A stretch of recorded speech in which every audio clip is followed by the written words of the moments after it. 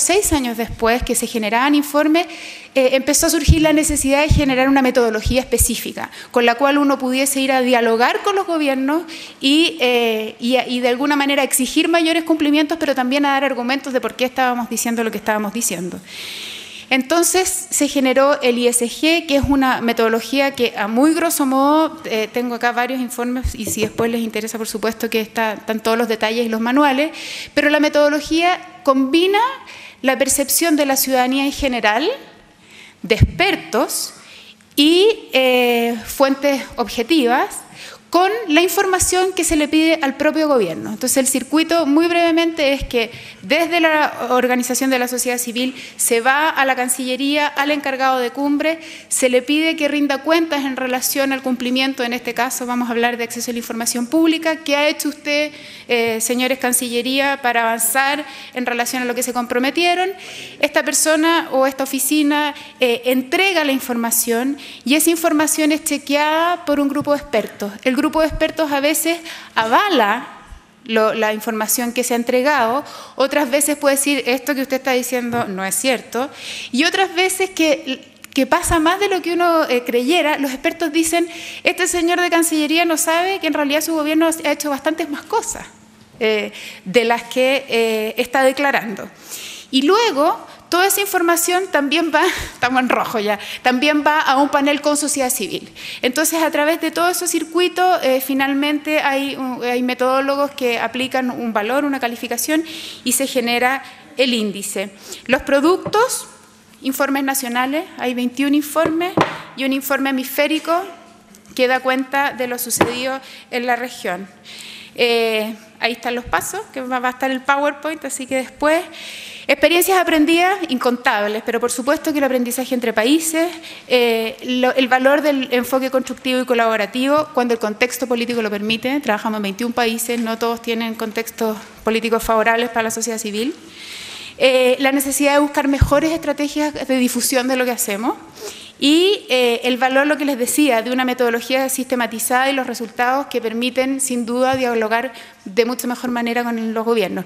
En Chile tuvimos una buena experiencia con la Cancillería, el lanzamiento del informe hemisférico lo hicimos en conjunto con la Cancillería, esto fue el año 2009, y en este minuto estamos haciendo una nueva evaluación. Para terminar, recordar antes que nada que las metodologías son un medio y no todos apuntamos a medir lo mismo. Las metodologías son un medio y no son un fin en sí mismo. Las metodologías aplicadas por la sociedad civil, como decíamos, ayuda en el caso nuestro, y es el énfasis que hacemos, a aportar con miradas y focalizarnos en sectores que a veces están invisibilizados o marginados de las mediciones más globales y cuantitativas. Tercero, aprovechar las experiencias aprendidas para no reinventar cada vez la rueda, sobre todo a la sociedad civil, que como decimos, los recursos son escasos. Las últimas ya, es muy importante que dentro de las metodologías mismas se contemple el intercambio y la retroalimentación entre quienes monitoreamos y los monitoreados, y ahí se necesita voluntad política de todas las partes. Después, enfocar el monitoreo desde una perspectiva constructiva. Y para terminar, decir que al monitorear la transparencia tenemos que tener una mirada amplia y aguda. La transparencia y el acceso a la información pública todavía, 2 años después en Chile, es un derecho y la ley y sus herramientas son conocidas por apenas un 20% de la ciudadanía. Al revés, por la experiencia participa, cuando la gente y las organizaciones sociales de base conocen esta herramienta, logran hacer muchas cosas, y cuando logran entender que este derecho les permite ejercer otros y solucionar causas que tienen que ver con su vida diaria, realmente la gente empieza a movilizarse y a sentirse que este sistema es más inclusivo, lo cual sin duda aporta a que vayamos de a poquito construyendo una democracia cada vez más inclusiva y más participativa. Muchas gracias.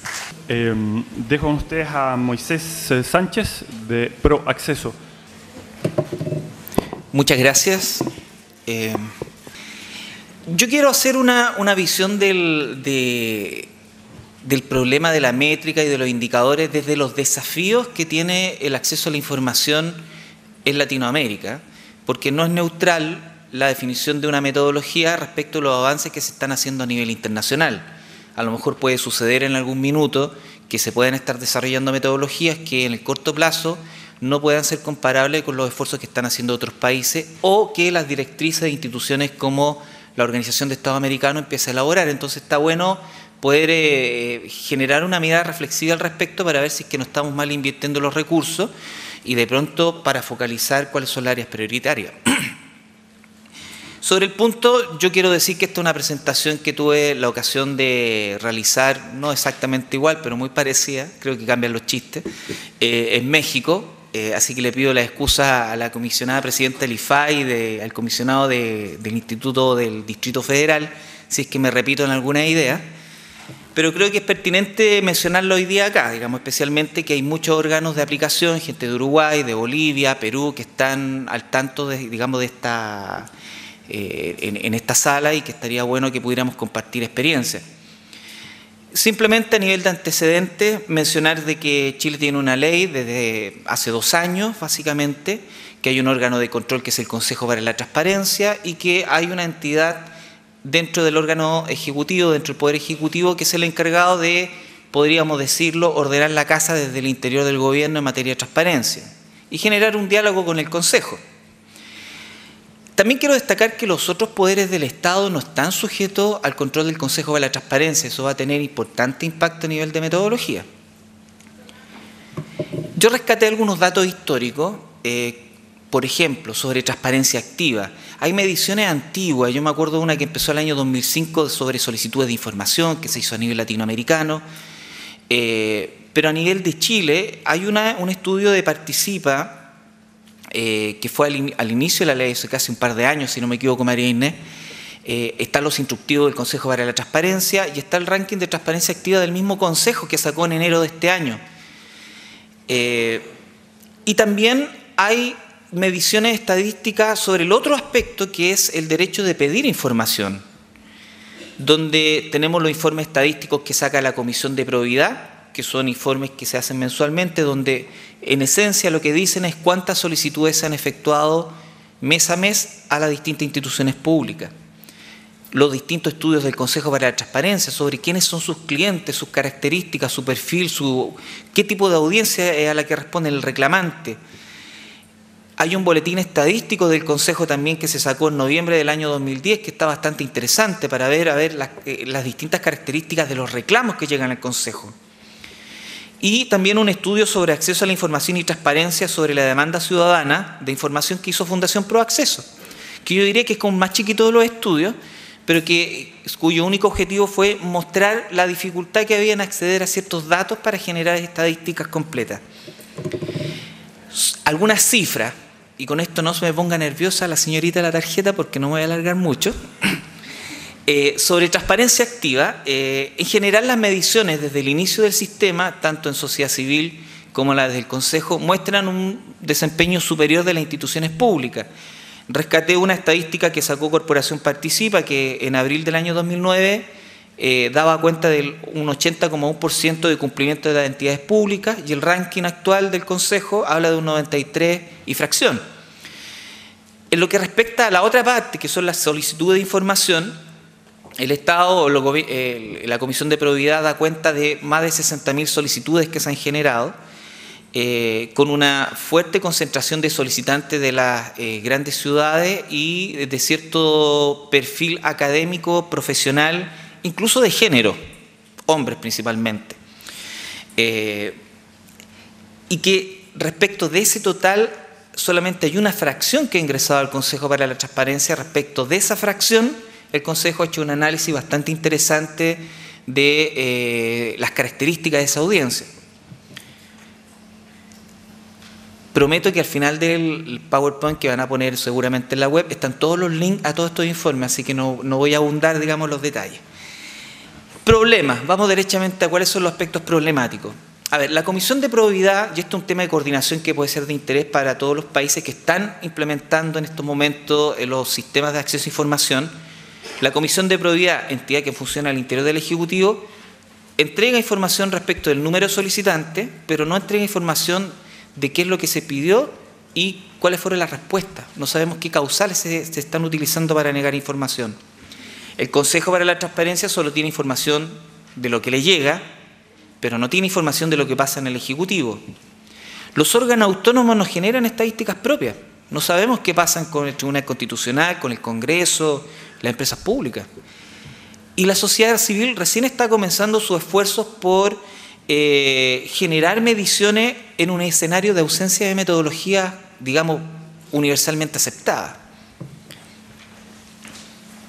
Hay un estudio de ProAcceso que lo que mostró, y esto lo paso muy rápido, que cuando se pidió a una muestra de entidades del Estado la información respecto de lo que la gente le pedía a través de solicitudes de información y lo que el Estado respondía, que había una fuerte tendencia a no entregar cierta información y por lo tanto hoy día no es posible saber qué es lo que la gente pide al Estado y cuáles son las respuestas que entrega. Ergo, no podemos saber si se están aplicando las causales de reserva, seguridad nacional, privacidad, o simplemente la justificación de que los datos no existen como respuesta. No sabemos exactamente lo que está pasando. Aquí están identificados los tipos, las categorías de problemas detectados y aquí incluso hay una muestra de los niveles de respuesta a las distintas entidades públicas, donde lo que yo quiero destacar, tal vez el más malo, hay muchos buenos, la Superintendencia de Valores, el Banco Central, entre otros, pero también llama la atención de que quienes no entregaron ningún tipo de información al respecto, pero ninguna, fue la Cámara de Diputados y el Ministerio Público, que para efectos internacionales es como la Procuraduría, la encargada de la persecución penal. Esto plantea algunos desafíos en un contexto que hoy día, y con esto ya voy concluyendo, en que hoy día hay una ley modelo interamericana de acceso a la información pública que dentro de sus componentes, líneas de acción, tiene el desafío de desarrollar metodología para medir el acceso a la información, que no solamente la transparencia, sino el acceso a la información, y que obliga a los países a desarrollar planes de acción, y ese plan de acción tiene que tener un capítulo de metodología. Es un tema que todavía no se abre el debate, pero que es importante, ya que lo estamos discutiendo hoy día, a lo mejor ponerlo sobre la mesa. Algunas sugerencias tal vez para este plan de acción a nivel de Chile puede ser que en materia de transparencia abrir la información respecto a estas solicitudes que tiene el Estado, que son más de 60.000, y que se coordine y que se sepa qué causales de reserva se están aplicando, cuánta inexistencia hay. Que se mejoren los mecanismos de coordinación entre el Consejo para la Transparencia y la Comisión de Probidad, porque esto evidentemente, sin adecuada coordinación en las bases estadísticas, todas las mediciones que hagamos van a ser sobre universos parciales. Por decirlo de alguna manera, es como mirar donde tenemos luz, y la idea es tener luz sobre todo el universo y no sobre un aspecto.